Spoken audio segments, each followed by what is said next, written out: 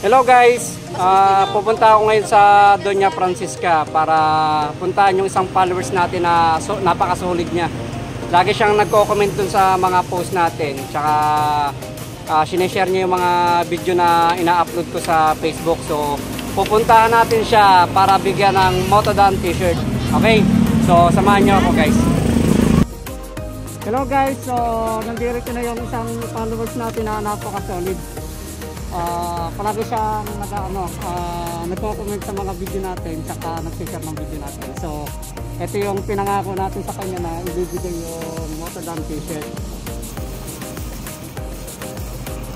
So kaya lang, malaki to. Okay lang. So si ano pangalan? Crazel, yan si Crazel yung followers natin na isa. So bigyan pa natin siya ng sticker. Sticker ni Motodan.